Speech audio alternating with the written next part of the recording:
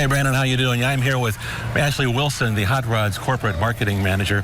And normally that's who she is, but tonight she's Fiona. What's going on, girl? I am Princess Fiona here at the ballpark tonight because it's Get Out Me Swamp Night and Princess and Pirate Night. So I'm mixing the best of both worlds. I guess you are. Yes. So it's ogres and donkeys and ogres and pirates. Donkeys. Oh, my. Yes, princesses. We've got Jack Sparrow running around somewhere. We've got Princess Belle and Princess Aurora. Obviously, Princess Fiona. You can hear it really loud. It sounded like just like you were inside of a blender or something.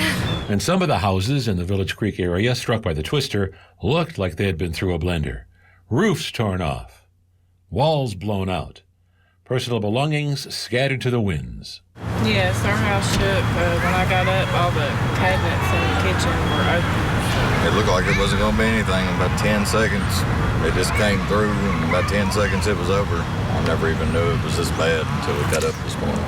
But bad it was. Cars and trucks tossed around like toys, smashed by trees, or winding up on their sides, and even worse, fatalities. Much of the work being done by police and fire today was the recovery of the victims. And the storm kept going, luckily just skirting Western Kentucky University, but devastating the businesses on the 31W bypass. WGGC's tower was bent in half. Baskin-Robbins and Firehouse Pizza, both battered by the storm. So was K Buenos. And Western Kentucky Liquors isn't even there anymore. No roof, no walls, just product in the open air. A firefighter I spoke with said in his 17 years with the department, he had never seen any storm damage this severe. And this is just the first day of many that will be needed to build back up. In Bowling Green, I'm Gene Birk, WBKO News. Do you think the way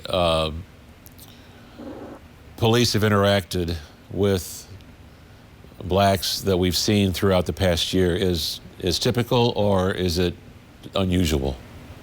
The only thing changes was being recorded. God, when I grew up, white police were coming in your neighborhood and they would do whatever they wanted to do to you. They'll beat you and do anything else. And who's going to do something about it? You go before a white judge and he's going to give you more time.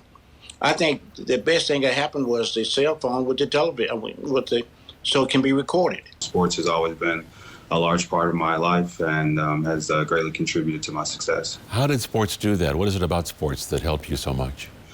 Sports has always been a safe haven in that regard, but also what it directly teaches you, about, how to be disciplined, how to work hard, teaches you the ins and outs and the fundamentals of teamwork and those concepts. And probably growing up in Bowling Green, one of the other things that sports did for me was introduce me to a very diverse group of friends.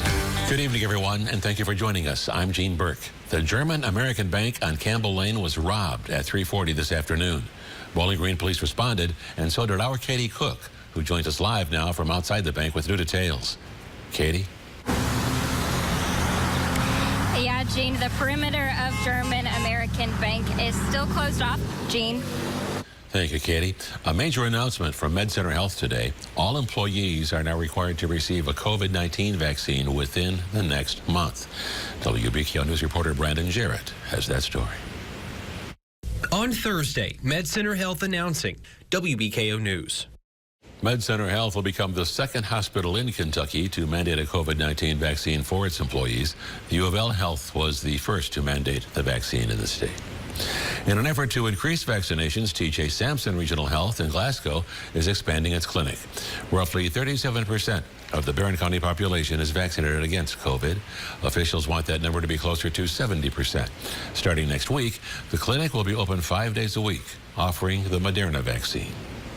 The vast majority of our COVID inpatients have not had the vaccine, which I think is the trend across the country. So we highly, highly encourage folks. It is not too late. You can still get vaccinated. Anyone 18 and older can get vaccinated at the hospital. Hours will be Monday through Friday from 1 p.m. to 5 p.m. Call 270-659-1010 to schedule an appointment.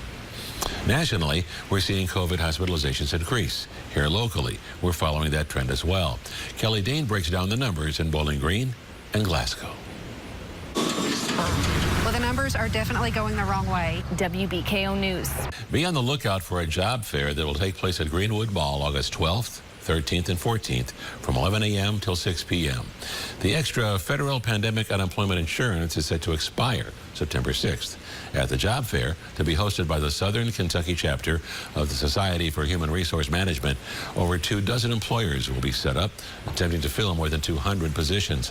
Currently, in a 10-county open jobs and demand report, there are 7,000 job openings around our region.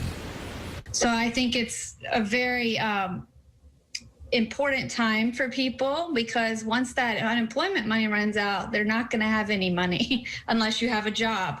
So I think now's a good time to start looking, especially with sometimes the interviewing process can take a couple weeks. The Bowling Green Warren County Humane Society is hosting a special adoption event now through Sunday. So if you're looking to adopt a new family member, now's the time.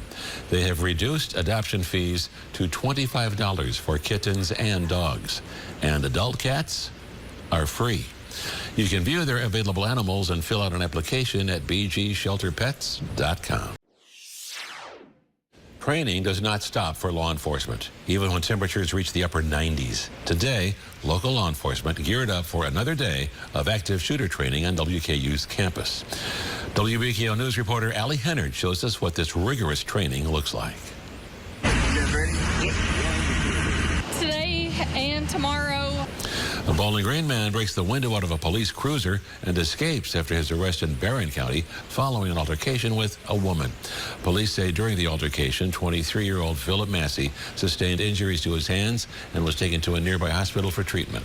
While being transported from the hospital to the Barron County Jail, police say Massey broke the window of the police cruiser and escaped. He ran off before being caught by 2 officers. One of them and Massey were injured during the capture and were taken back to the hospital for minor injuries.